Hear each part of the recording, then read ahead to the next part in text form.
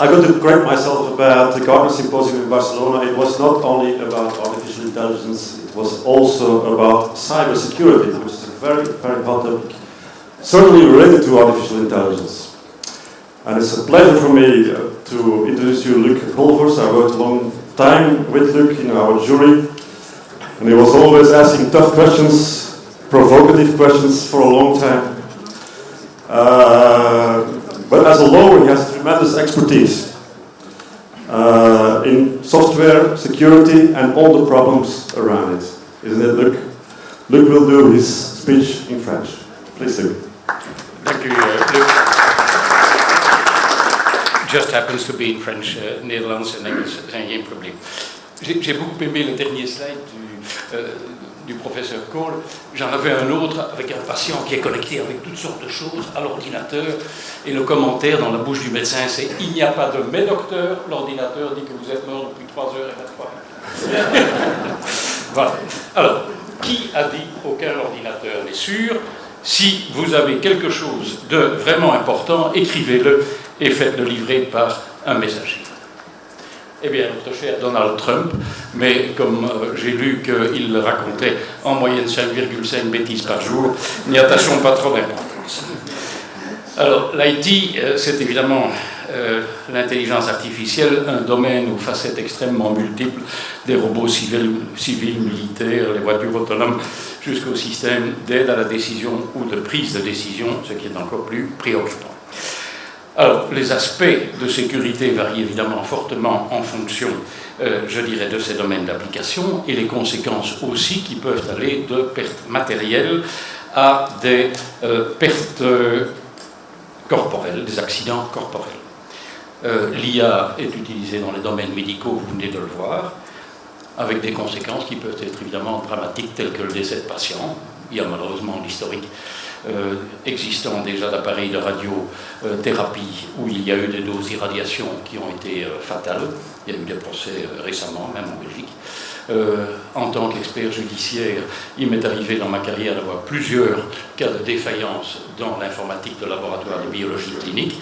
Donc ces choses-là, quand on pense au système de distribution de médicaments que l'on vient de voir, il faut bien sûr que ces choses soient extrêmement sécurisées, sinon les catastrophes peuvent se produire. Alors, en février 2017, ce n'est pas loin, la firme IO Active Labs a découvert une cinquantaine de failles de sécurité chez 6 des plus gros producteurs de robots mondiaux. Il était possible de prendre le contrôle total d'un robot. Il y a une démonstration qui a été réalisée ensuite en mai par la société Trent Micro et par l'école polytechnique de Milan, où ils ont pu jeter un nouveau pavé dans la mare et pirater un énorme bras robotique qui est utilisé dans la production, dans l'industrie automobile, dans la logistique et l'industrie pharmaceutique. On peut ainsi introduire des défauts qui sont invisibles à l'œil nu, par exemple, et qui peuvent altérer la qualité et la sécurité du produit fini. Alors, les experts de Trent Micro ont montré que, suite à cela, on pouvait, par une malformation dans l'hélice d'un drone, entraîner sa chute, en plein vol. Scénarios qui font froid, ce sont des hublots d'avions mal arrimés, des essieux de voitures que l'on programme pour céder dans quelques kilomètres, des valves déficientes dans un cœur artificiel. Ces choses-là sont possibles. Il y a aussi le sabotage pur et simple, où l'on a simplement comme objectif d'anéantir un concurrent en modifiant, par exemple, la préparation d'une commande, en changeant l'adresse de destination d'un colis. Et l'espionnage industriel, mesurer l'activité d'un robot à distance, vol de plans en 3D, des imprimantes en 3D. Quand on pense que l'industrie, la Fédération internationale de robotique estime qu'en 2019, on aura 2,6 millions de robots de par le monde et que ces robots ont été construits dans l'ensemble pour ne pas être connectés, mais qu'ils le sont de plus en plus, et avec des logiciels qui sont complètement dépassés.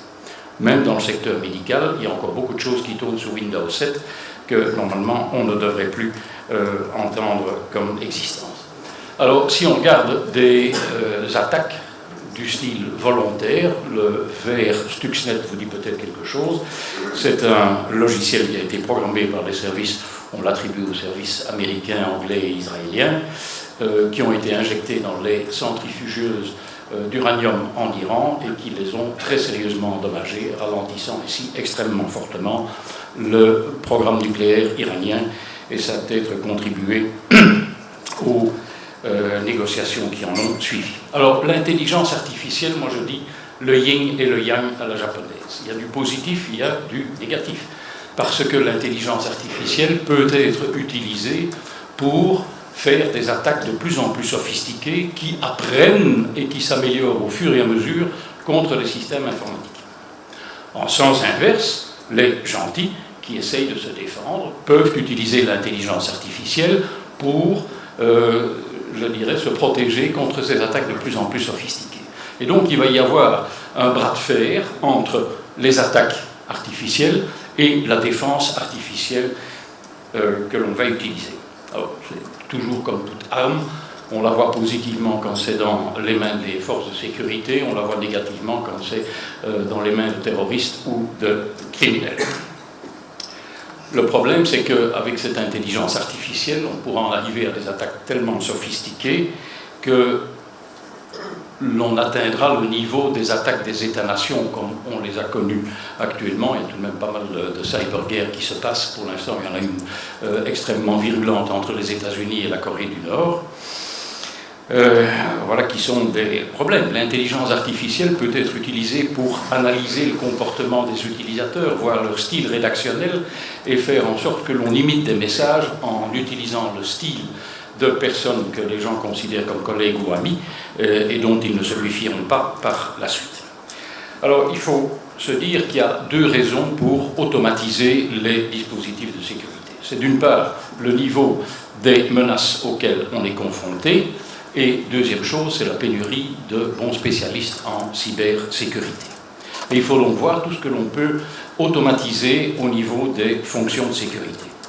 Les menaces deviennent effectivement tellement sérieuses que si on ne recourt pas à l'automatisation des mécanismes de défense, les gens qui ne le feront pas seront dépassés facilement dans 3 ou 4 ans.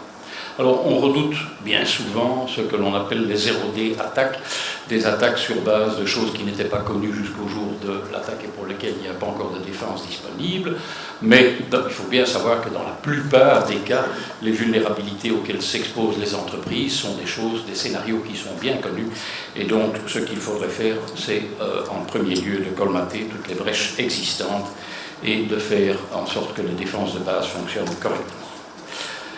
Les spécialistes de sécurité passent grosso modo un tiers de leur temps à collecter et à analyser des informations.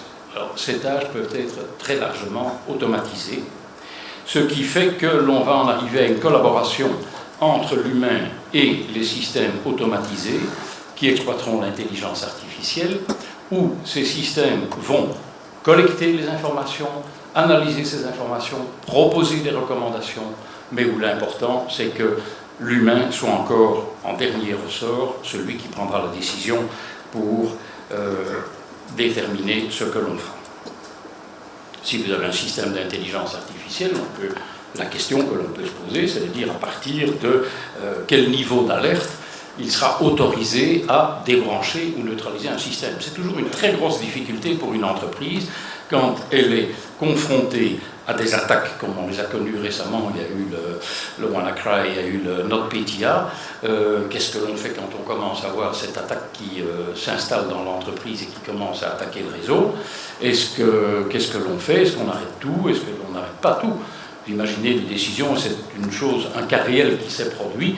Le réseau bancaire que nous avions chez nous, Banque 6, enfin c'était encore avant Banque 6, c'était du temps où il y avait le système de la Générale et le système à l'époque concurrent de la BBL, avait été averti par la police judiciaire pour dire attention, le milieu français va faire une attaque sur votre réseau bancaire. Quand on commence à voir quelques signaux d'attaque, qu'est-ce que l'on fait? Est-ce qu'on arrête tout et on paralyse le dernier samedi, juste avant la Noël, qui est le plus gros jour de transactions électroniques? Est-ce qu'on paralyse le système ou est-ce qu'on prend le risque de le laisser opérer? Donc il y a des décisions difficiles et ces décisions, les entreprises sont confrontées avec des attaques informatique. Alors, si on regarde ce que l'on utilise aujourd'hui comme antivirus ou comme système d'exploitation, qui ont des failles, pour combler ces failles, on court toujours derrière la réalité. On ne met de défense que sur les choses que l'on a pu identifier. Donc on est toujours un petit peu en retard d'une guerre. On a aussi des pare-feux qui vont bloquer des réseaux pour dire voilà, on ne veut pas les choses qui émanent de tel programme ou de tel port réseau, mais sans nécessairement détecter les brusques changements de comportement de la nature du trafic. Alors, s'il existait une troisième voie entre ces antivirus et ces pare-feux, et une voie qui apprendrait automatiquement à détecter les menaces à partir de la simple écoute du réseau. Et là, c'est une piste extrêmement intéressante. Les logiciels antivirus, du moins les meilleurs aujourd'hui, ont effectivement cette facilité d'avoir du machine learning, d'apprendre et d'avoir notamment la détection de ce que l'on appelle par les techniques heuristiques et autres. Donc il y a des perspectives très encourageantes dans ces logiciels d'auto-apprentissage, auto-apprenants, même s'il y aura encore beaucoup d'errements avant d'arriver à avoir des choses tout à fait fiables. Les pistes que l'on pourrait exploiter qui sont intéressantes, c'est la détection d'erreurs de programmation dès la conception du logiciel, et Dieu sait s'il y a des erreurs dans les programmes que nous écrivons, la détection de failles de sécurité, la réparation automatique de bugs, l'attribution des cyberattaques. Quand vous voyez une attaque comme la dernière qui s'est passée de NotPetya, bon, on a crié haut et fort, ça vient de Corée du Nord, vraisemblablement, mais parvenir à établir d'où vient exactement une attaque, d'où elle a émané, et de reconstituer toute la chronologie n'est pas toujours facile, et ça prend en général des jours. Des systèmes automatisés permettraient d'aider. Alors, une approche intéressante est d'appliquer au système informatique la même approche que ce que l'on rencontre en biologie, c'est d'avoir des anticorps biologiques où l'on aurait des mécanismes, des actions correctrices qui pourraient neutraliser ou ralentir des connexions ou des appareils corrompus. Il existe déjà des systèmes qui s'inspirent de cette philosophie, notamment il y a un système qui s'appelle Darktrace, qui a été conçu par un ancien du GCHQ, le General Communication Headquarters, qui sont les grandes oreilles de Sa Gracieuse Majesté, donc les services de renseignement britanniques. Et ce Darktrace est un produit qui s'installe au niveau du réseau. Donc l'avantage, c'est qu'il ne faut rien installer sur les postes clients et qui analyse le comportement de tout ce qui est connecté, que ce soit des portables, que ce soit des tablettes, des smartphones et autres, et qui ainsi détermine le profil d'activité des utilisateurs. Apparemment, au bout d'une grosse semaine, on en arrive déjà à bien déterminer le profil et ils considèrent qu'il faut grosso modo 1 mois pour avoir des données stables et d'avoir une bonne vue. Ce qui signifie que, par la suite, on peut identifier des changements relativement mineurs dans le comportement du réseau et qui peuvent être révélatrices de cyberattaques, y compris les 0D attaques. Alors, cohabitation entre intelligence artificielle et les spécialistes de sécurité, c'est l'un et c'est l'autre. L'humain doit effectivement pouvoir définir les objectifs et les critères à respecter et va être aidé, le spécialiste en cybersécurité, parce que les systèmes d'intelligence artificielle collecteront comme information et pourront lui proposer. Et donc, je dirais, il faut y aller progressivement jusqu'au moment où les systèmes vont s'améliorer. C'est comme un cours de conduite, vous avez un moniteur de conduite, il va toujours garder son pied relativement proche de la pédale de sécurité du véhicule aussi longtemps qu'il n'a pas une confiance importante dans les capacités de son élève pour qu'il puisse intervenir. Et donc c'est exactement de la même façon que l'on va agir. Il faut automatiser au rythme qui sied à l'entreprise et à la confiance que l'on a. Mais c'est vrai, si vous avez une entreprise qui est victime d'un piratage à 2 heures du matin, pendant que vos spécialistes de cybersécurité sont occupés à dormir à point fermé, un système d'intelligence artificielle qui bloquerait déjà certaines choses de façon automatisée permettrait de gagner du temps et de faire en sorte que les spécialistes puissent, je dirais, relativement vite rattraper leur retard à l'arrivée sur les lieux du crime. Alors, les atteintes au système d'intelligence artificielle eux-mêmes sont les mêmes que ceux à tous les systèmes classiques. Les trois types d'atteintes, en anglais c'est CIA, Confidentiality, Integrity, Availability. En français, c'est vrai, la disponibilité risque d'être toujours le risque majeur. Pourquoi? Parce que nous sommes de plus en plus dépendants de tous ces systèmes et que de plus en plus, l'entreprise ne dispose plus des capacités pour reprendre manuellement les opérations qu'elles font de façon automatisée. L'important aussi quand on étudie de la sécurité, c'est pas tellement de savoir comment ça pourrait se passer, mais plutôt si cela se passe, quelles seraient les conséquences pour mon entreprise. Parce que si vous analysez tous les scénarios connus, checklist et autres, approche à l'américaine, vous allez sombrer dans ce que moi j'appelle le syndrome de la ligne Maginot, où on pensait avoir imaginé tout, sauf ce qui s'est pour finir produit et qui était tout à fait différent. Donc, cette approche ne vous permet pas d'avoir d'identifier des incidents d'origine inconnue ou peu connus jusqu'alors. Je dis toujours, qui aurait imaginé les attentats du 11 septembre 2001 avant 1984, alors qu'on utilisait déjà des PC depuis bien longtemps, on n'avait jamais parlé des virus.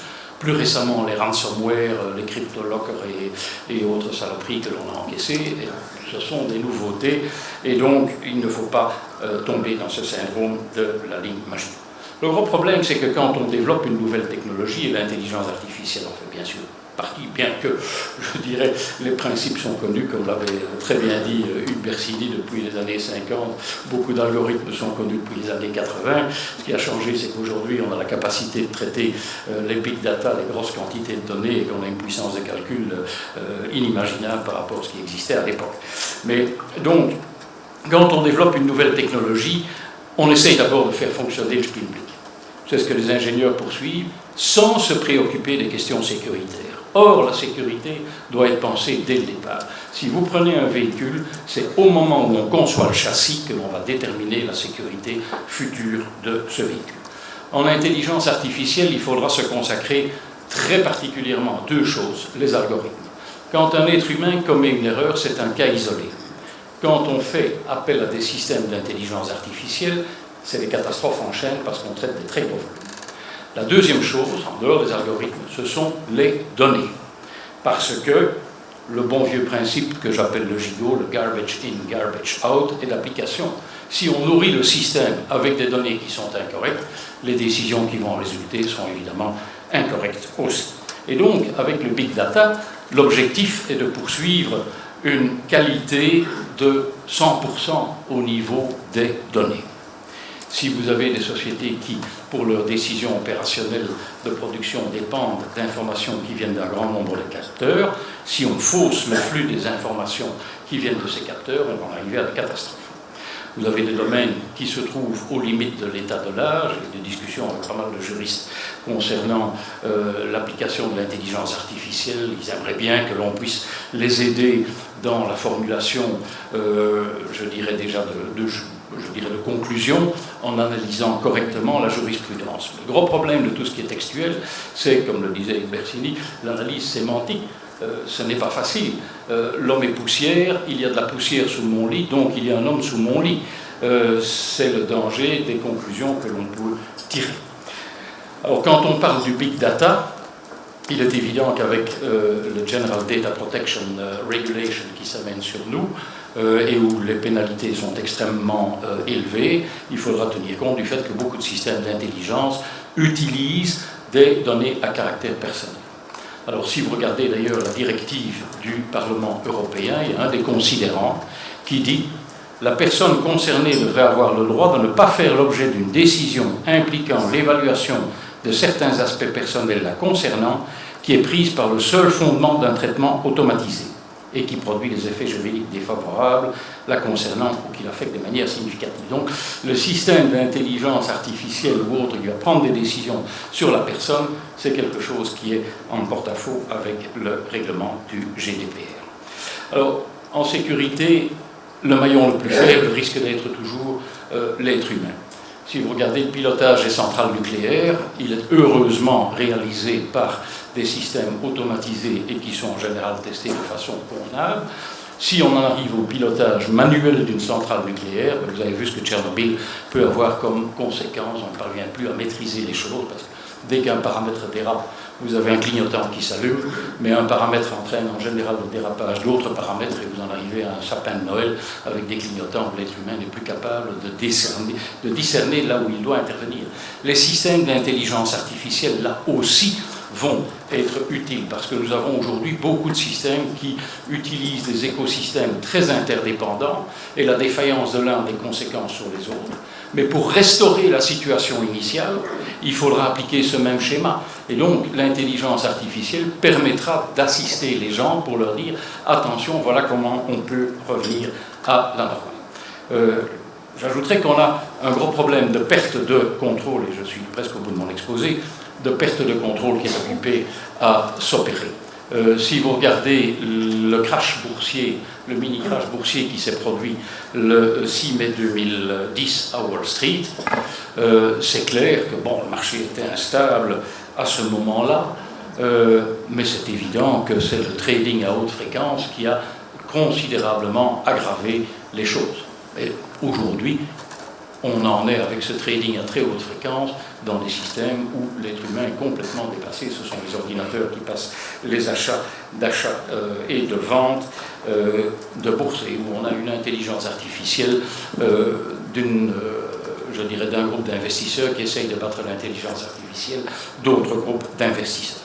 Alors le nombre et la vitesse des calculs sont tels qu'aujourd'hui, s'il y avait une défaillance de ces systèmes, c'est évident qu'on ne saurait plus reprendre les choses à la main, que ça aurait un impact financier tout à fait considérable.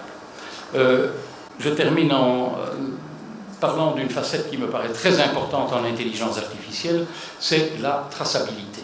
À partir du moment où une décision sera mise en cause, une décision qui a été prise par un système sera mise en cause, il va falloir pouvoir déterminer quel était l'algorithme qui a été appliqué au moment où cette décision a été prise, et parfois c'est avec un délai considérable entre le moment où la décision a été prise et le moment où on découvre le problème. Bon, comme expert judiciaire, je dis toujours, on fait du transfert d'ossements d'un cimetière vers un autre, on arrive très souvent longtemps après les faits. Et la deuxième chose, c'est quelles sont les données qui, au moment où ça s'est produit, ont été injectées dans le système. C'est un domaine qui est tout à fait fascinant. Je terminerai par le constat que, malheureusement, nous allons apprendre encore beaucoup de choses dans les temps qui viennent, qu'on va faire des erreurs, qu'il faudra se relever et repartir sur de bonnes bases. Un vieux proverbe chinois dit... J'en connais pas d'autres, il n'y a pas déjà de proverbe chinois. L'expérience est une lanterne que l'on porte dans le dos et qui éclaire le chemin parcouru. J'ajouterai, comme habite Faljaoui, merci de votre écoute. Mais je ne vous dis pas demain.